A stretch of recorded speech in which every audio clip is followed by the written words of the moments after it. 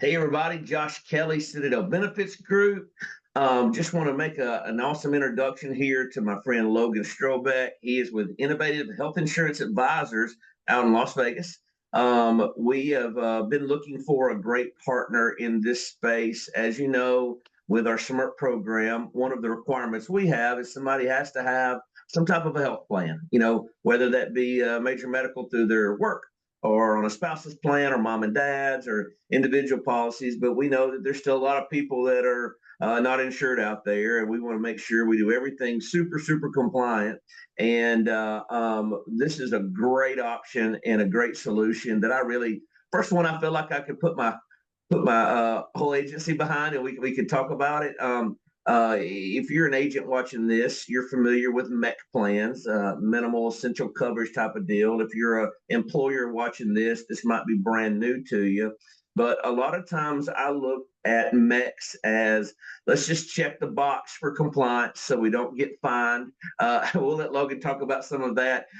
In the past, I've tried to stay away from health insurance as much as possible, but we have offered some MECs in the past, and now this is the only plan we're offering and who we're partnered with on this. And as Logan gets to talking here in a minute, you'll understand why we're doing what we're doing with them. They have an amazing product. It's very affordable, and it's a great solution in this market. They call them minor medical plans, which I love. And it really is, because it's more than just a MEC to me, and you can build out some pretty cool stuff.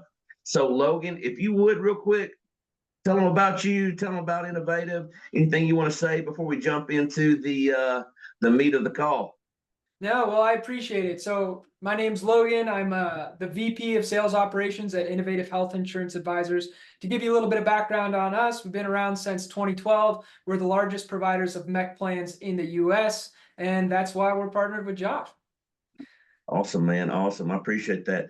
Well, Logan, I'm going to quit talking because you're the expert on this. If you don't mind, tell us everything we need to know, which there's a lot of stuff in here. How about not everything? Give us a high level overview of all this stuff so we can keep the video short, and then we can go one on one. Anybody that's watching this, if you want some more details, and us run some proposals for you.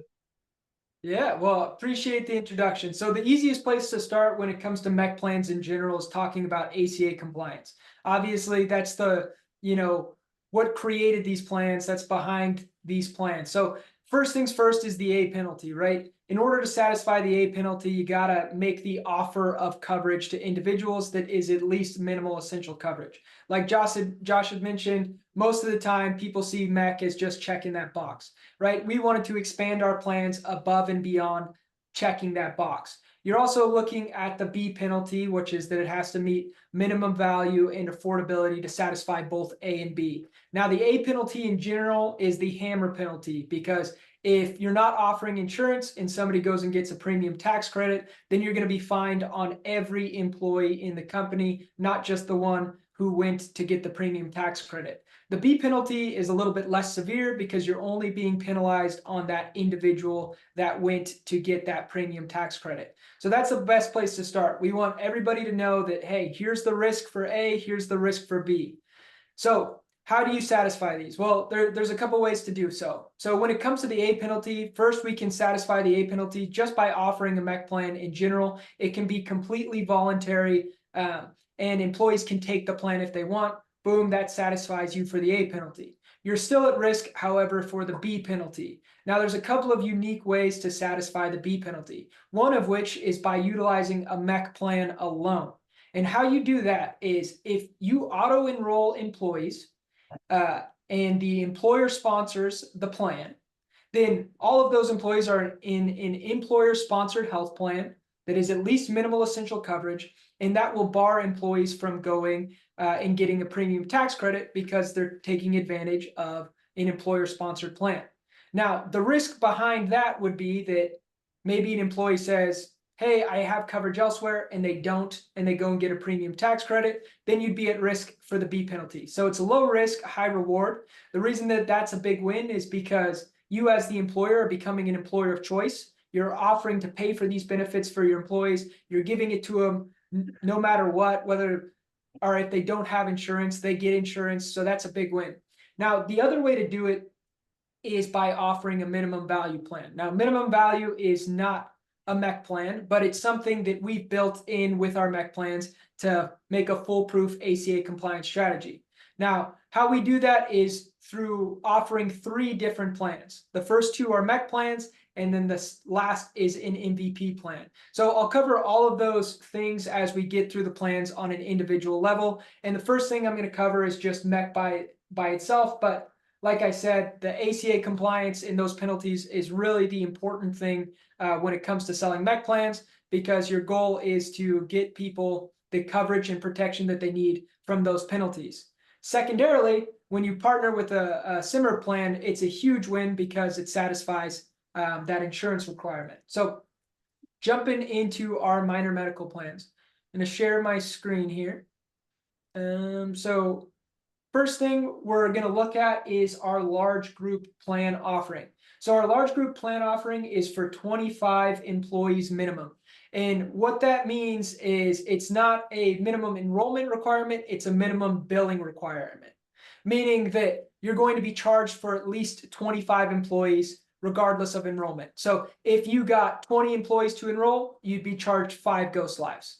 If you get 25 to enroll, you're not going to be charged any Ghost Lives. So this is for those larger groups that suspect to get 25 enrolled. Now, to take you through the plan options, the first plan that we have is going to be our WellCare plan. Now, that WellCare plan is traditional MEC, right? It's just going to cover the 78 preventative and wellness services. It's nothing really exciting from a coverage standpoint, but it's really to check that box. Now, that's the same type of thing that when it's paired with the SIMR plan, it's going to satisfy that minimum requirement and get them that plan, which is great. We do have these 4 different plan options in total, and each plan is going to increase the amount of offerings that it comes with. I typically like to jump straight into the Elite Care and leave these middle 2 out of the picture because it's just going to add a little bit extra coverage each time. So jumping to the Elite Care, we add some additional benefits, and this is where it really becomes minor medical. With this, we're going to get primary care visits, specialists, urgent care, labs and x-rays, unlimited usage, just at a copay. So these are the benefits that most people use in general, right? You know, a lot of people are paying hundreds and hundreds of dollars for, you know, Blue Cross, Blue Shield, Cigna, and it's not really an affordable plan option for some lower wage earners. With a plan like this, they get access to the benefits that they use on a regular basis, but they miss that hospitalization aspect. So it is a perfect solution for some of those people that are probably not going to end up hospitalized. A younger population is great, especially fast food, staffing, construction, things like that is where these plans excel. Now, you do have the option to offer all 4 of these plans. You can offer 1 plan, you can offer 2, you can offer 3. What we always suggest to employers is to offer at least 2. The reason we say 2 is because we don't like to muddy the water. Generally speaking, about 90–95% of our total employee population takes WellCare and the Elite Care plan offerings. These other plans are typically used when an employer just wants to offer 1 plan with a little bit extra coverage. So if you're talking to giant groups that want a lot of offerings, go ahead and offer all 4. If you're talking to people that want ACA compliance, it's always great to offer a low and a high plan and give employees the option to choose what they want. So to jump back to a little bit earlier when we talk about ACA compliance and complying with the B penalty with MEC only. So in that auto enrollment scenario, employees would be auto enrolled into the lowest plan. In this case, it would be WellCare. So the employer only has to cover that WellCare cost. Everything else can be a buy-up option for that employee. So they get the WellCare covered. If they wanted to buy up to the Elite Care, they would just pay the difference between the WellCare and the Elite Care. That's generally how it works and is a great option for employers.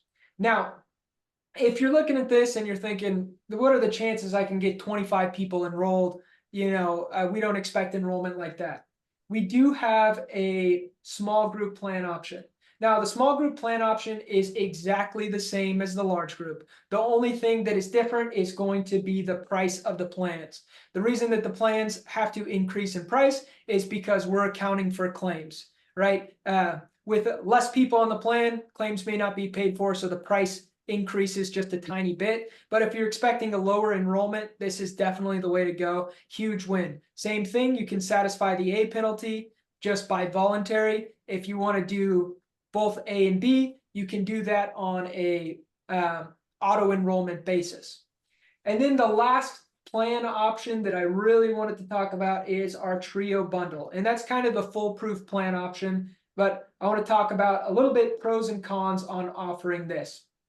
So what the trio plan does is it takes our WellCare MEC, which is going to be that basic one, doesn't cover a whole lot, pairs it with the Elite Care MEC, which gives those great offerings that most people are using, and then adds that MVP plan to meet that minimum value piece. Now, one thing to talk about with this plan is intentionally meant to look unattractive. The reason why we do this is because of the affordability part of B compliance. Now, an employee can only pay, give or take, 9% of their income towards insurance, meaning the employer would have to cover the rest if an employee did elect this minimum value plan. So the idea behind it is to say, hey, we're going to do this strictly for compliance. Chances are people are not going to take that minimum value plan because they're probably going to take the Elite Care plan, which is much better pricing, doesn't have deductibles. And so that's kind of the method when it comes to the trio plan. If it's strictly A and B compliance play, they don't want to offer it on an auto enrollment basis. They want it to be purely voluntary. This is absolutely the way to go. The only risk for that employer is that they may have to make it affordable if on the off chance that an employee selects that minimum value plan. So in a nutshell, that's kind of how the MEC plans work. We can really customize these to make it fit the employer's needs. And that's why we're successful in the MEC market. And really beyond that MEC space, we're minor medical with the 4 different plan options.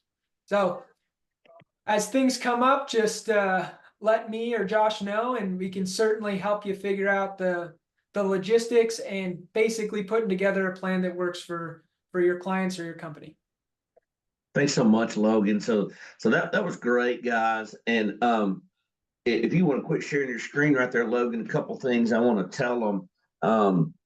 You know, this paired with the SMERC program is so cool because one, you can fill in the gaps on some hospital indemnity, accident, critical illness, life insurance around this to where by no means is this going to be the same as a truly underwritten full-blown health insurance major medical plan, but we can get it pretty close in a lot of ways, covering 75-80% of what the actual employees are using. Those one-off deals where somebody has some major illnesses and things like that, no, this is probably not a fit. But outside of let's check a box to stay compliant, which is important, we can do that. But you can actually build out a pretty affordable package for these employees in doing that. And in most cases, it's not going to change anybody's take-home pay, because we're saving the employer an average of around $45 a month per employee. Well, we can check the box right there